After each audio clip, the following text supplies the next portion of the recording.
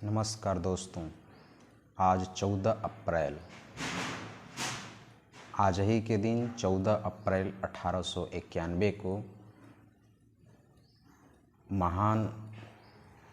भारत के महान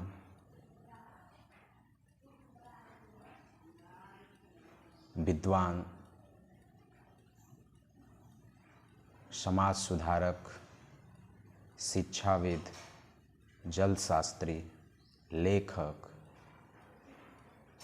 संविधानवेत्ता, वकील और सिंबल ऑफ नॉलेज कहे जाने वाले हमारे डॉक्टर भीमराव अंबेडकर का जन्म हुआ था।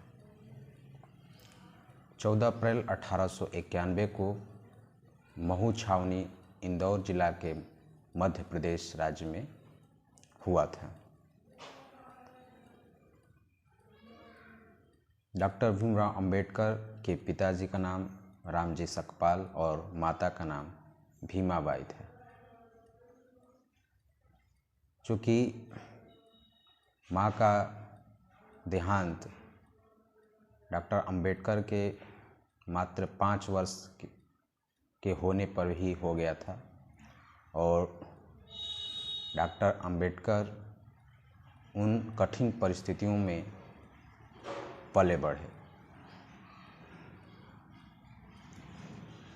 आज हम उस महान शख्सियत, विश्व रत्न, भारत रत्न, बोधिसत्व बाबा साहब भीमराव अंबेडकर की बात करेंगे, जिनका संपूर्ण जीवन संघर्षों से बीता और उन्होंने अपना सारा जीवन एक मिशन की तरह जिया। इस जगत में डॉक्टर भीमराव अंबेडकर ऐसा महान पुरुष कई कल्पों में एक होता है। उनके गुणों का बखान करना बहुत कठिन है।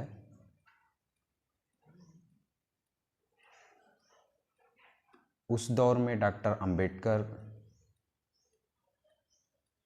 ने बहुत सारे नारकीय जीवन का सामना किया। चूँकि डॉक्टर अंबेडकर एक अस्पृश्य, अछूत जाति, महार जाति में जन्मे थे, जिसके चलते उन्हें सारा जीवन अपमान और तिरस्कार और संघर्ष से जीना पड़ा। हाँ, वही बालक जिसे कभी विद्यालय में अगर एडमिशन भी हुआ तो उसे क्लास में बैठने की अनुमति नहीं थी, वो बाहर बैठ के पढ़ता था। और उसने प्रण किया कि मैं एक दिन एक ऐसा विद्वान, इतना पढ़ूंगा लिखूंगा कि जो मैंने छुआछूत, अस्पृश्यता, तिरस्कार, अपमान अपने जीवन में सहा है, वो और कोई भारत का व्यक्ति या कोई अन्य व्यक्ति न सहे। उन्होंने शिक्षा को हासिल करने के लिए बहुत सारे अपमान सहे। सतारा में प्रारंभिक शिक्षा प्राप्त करने के बाद मुंबई विश्वविद्यालय में उन्होंने ग्रेजुएशन पास किया और देश विदेश, अमेरिका, जर्मनी, लंदन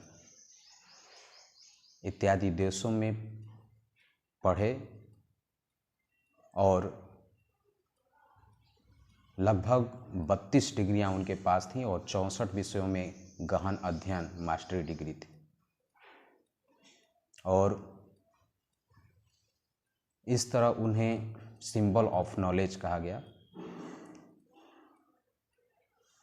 एक बालक जो सदियों से तिरस्कार सहा, सदियों से जो समाज तिरस्कार सहा, उस समाज में जन्म लेकर के उन्होंने अपने विद्वता को साबित किया और अपने ज़माने के सबसे ज़्यादा पढ़े लिखे इंसान बने। और उन्होंने शिक्षा प्राप्त करने के पश्चात कोलंबिया विश्वविद्यालय में पिछले सर्वे के अनुसार 300 साल के सबसे प्रखर बुद्धि के विद्यार्थी हुए और उनको सिंबल ऑफ नॉलेज की उपाधि दी गई। डॉक्टर अंबेडकर एक महान अर्थशास्त्री भी थे, जो भारत में रिजर्व बैंक ऑफ इंडिया 1 अप्रैल 1935 में स्थापना हुई। उसमें डॉक्टर भीमराव अंबेडकर के एक लिखित शोध a problem of fee and its origin and से प्रभावित होकर के आरबीआई की स्थापना हुई। तो डॉक्टर भीमराव अंबेडकर एक महान अर्थशास्त्री भी थे। नोबेल पुरस्कार विजेता अमर्त्य सेन उनको अपना गुरु मानते थे। तो इस प्रकार डॉक्टर अंबेडकर एक महान शख्सियत हुए। हम सभी युवाओं को आज 14 अप्रैल के दिन डॉक्टर भीमराव अंबेडकर के जीवन से सीख लेनी चाहिए और अपने जीवन में जो संघर्ष हैं, कठिनाइयां हैं, उसको डॉक्टर भीमराव अंबेडकर से प्रेरणा लेकर के उसकी सामना करनी चाहिए। और वो हम बहुत सारे देश विदेश के युवा के डॉक्टर भीमराव अंबेडकर प्रेरणा स्रोत हैं।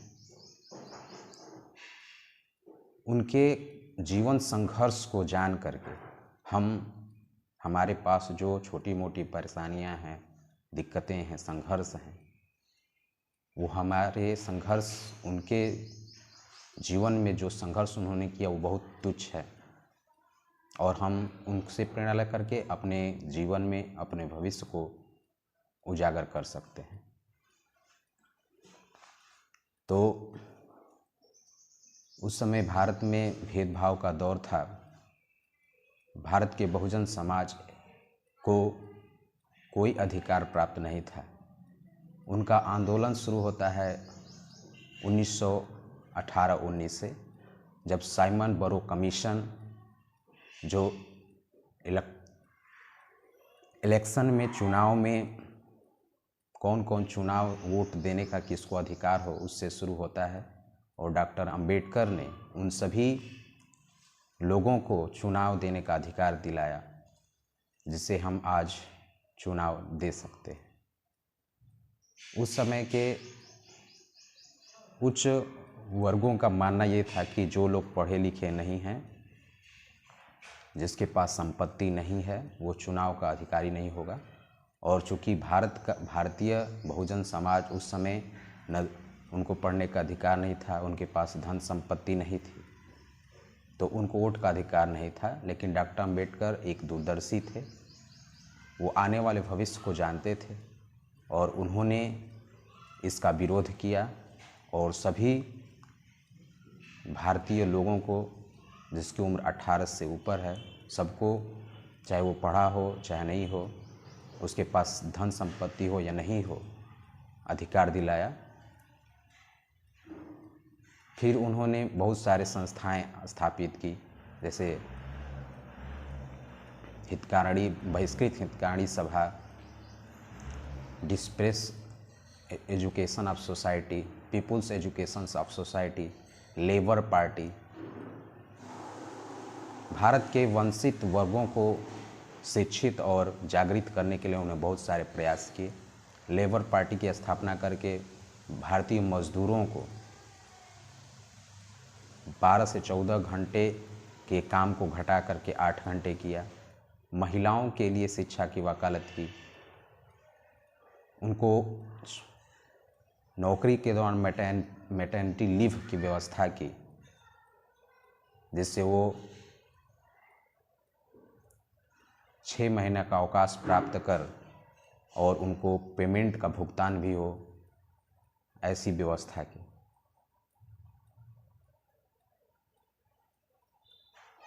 डॉक्टर भीमराव अंबेडकर को दलितों का ही मसीहा कहा जाता है और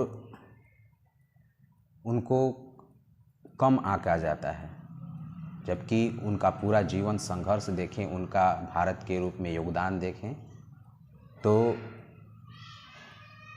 उनकी तुलना नहीं की जा सकती है। इसलिए डॉक्टर भीमराव अंबेडकर एक विश्वव्यापी बहुश्रुत विद्वता के धनी थे। उन्होंने सारे समाज के लिए कार्य किया, इसीलिए उन्हें आधुनिक भारत का निर्माता भी कहा जाता है। संविधान लिखते समय उनके साथ बचपन से लेकर के अब तक जितने भी उन्होंने अपमान सहा,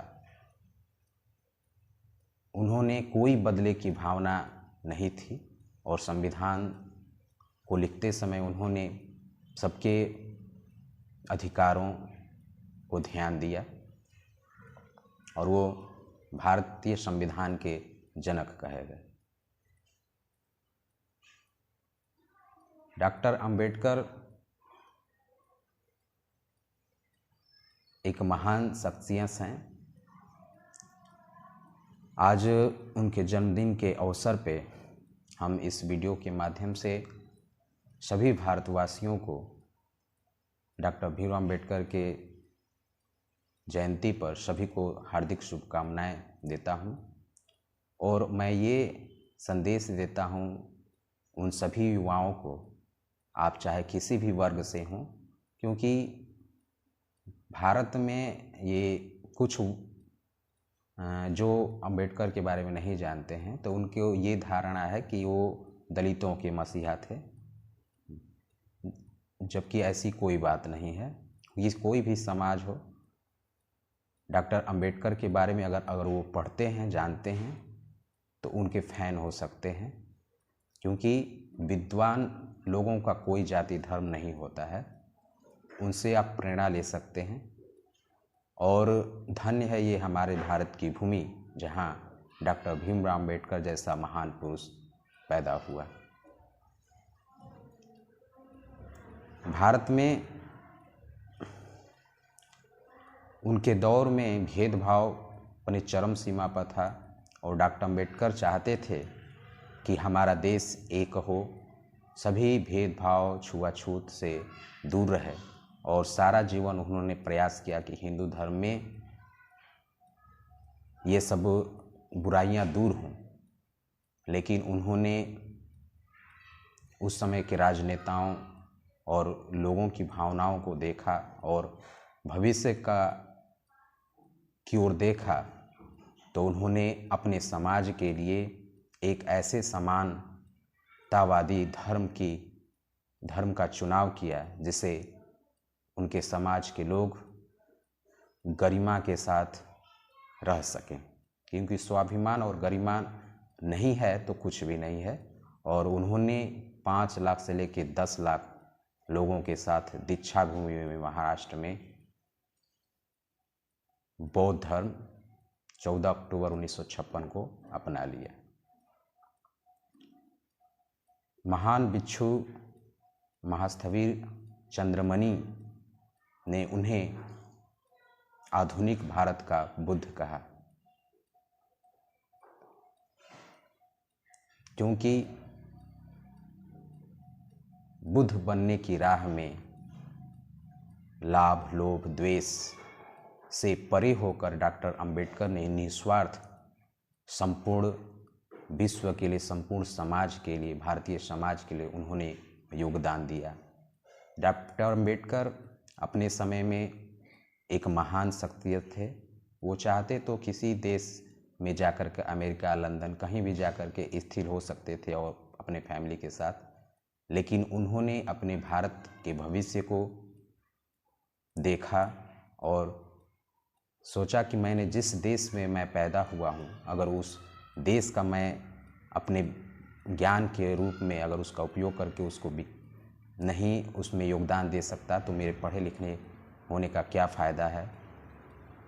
मेरा समाज अगर इसी तरह चलता रहा तो मेरे पढ़े लिखने का क्या फ़ायदा है।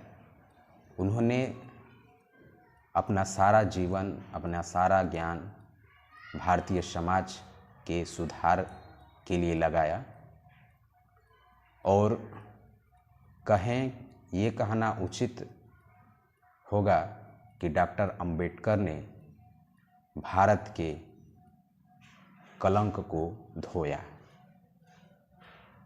क्योंकि भारत ऐसा देश है जो अन्य देशों को शिक्षा दिया, रहने का ढंग और समाज में, विश्व में शांति की स्थापना का शिक्षा दी। वही भारत आज पाखंडवाद, द्वेष, अहिंसा, हिंसा,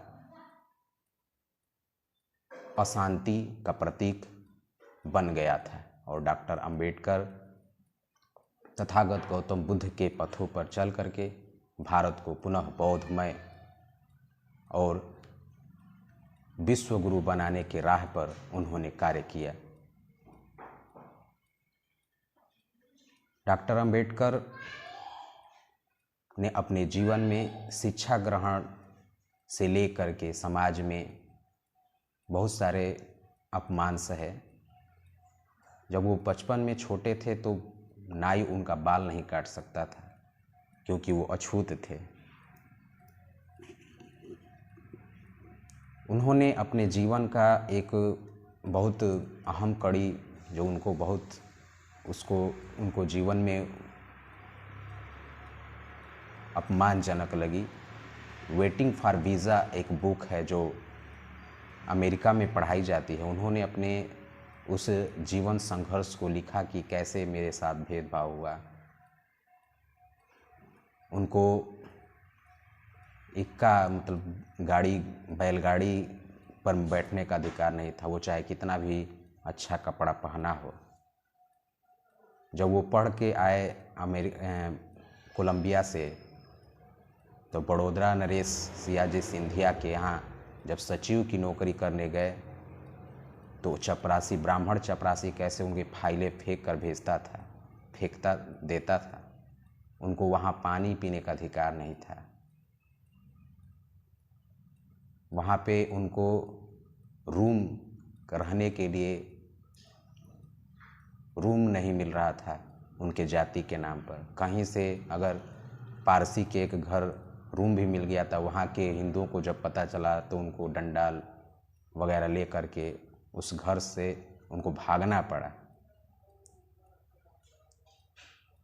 तब वहाँ पे बड़ोदरा में उन्होंने संकल्प लिया और आज वो स्थान संकल्प भूमि के नाम से जानी जाती है कि मैं ऐसा कुछ कर दिखाऊंगा कि कोई भी व्यक्ति अपने जीवन में ऐसा अपमान न सहे। क्या डॉक्टर अंबेडकर का वो सपना साकार हुआ? आज भी हमें कहीं न कहीं सुनने को मिलता है कि स्कूल में अछूत बच्चे के पानी पीने से मास्टर के द्वारा मार मार के उसकी पिटाई कर दी जाती है, उसकी मृत्यु तक हो जाती है। कहीं मंदिरों में अछूतों को प्रवेश वर्जित कर दी जाती है। क्या यही अंबेडकर के भारत का सपना था? तो हम आज 14 अप्रैल अंबेडकर जयंती के अवसर पर सभी युवाओं और सभी भारतीयों को डॉक्टर अंबेडकर से प्रेरणा लेकर के अपने देश, अपने समाज के तरक्की में, अपने देश को उच्च शिखर पर ले जाने में योगदान दें। और आज हम लोग को शपथ लेना चाहिए कि डॉक्टर अंबेडकर जैसा विद्वान व्यक्ति से प्रेरणा ले करके, उनके बारे में जान करके हम लोग अपने जीवन को इस तरह बनाएंगे ताकि हम आगे बढ़ सकें। और डॉक्टर अंबेडकर के संघर्षों से सीख करके हम अपना भविष्य संवार सकें।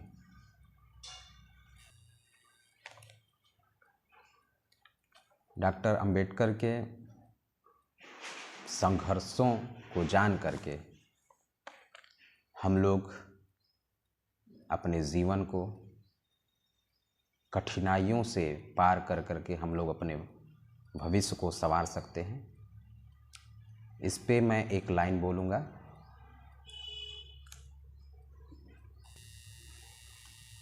जिंदगी खेलती भी उसी के साथ है जो खिलाड़ी बेहतरीन होता है। जिंदगी खेलती भी उसी के साथ है जो खिलाड़ी बेहतरीन होता है। दर्द सबके एक से हैं मगर हौसले सबके अलग अलग हैं। कोई हताश होकर बिखर जाता है तो कोई संघर्ष करके निखर जाता है। इसी पंक्ति के साथ आप सभी लोगों को डॉक्टर अंबेडकर से प्रेरणा ले करके उनके जीवन को जान करके हम लोग अपने जीवन को विभिन्न प्रकार के समस्याओं से निजात पा करके अपने जीवन को संवारें। इसी के साथ सभी लोगों को धन्यवाद और एक बार फिर डॉक्टर अंबेडकर जयंती पर सभी लोग को हार्दिक शुभकामनाएं। धन्यवाद।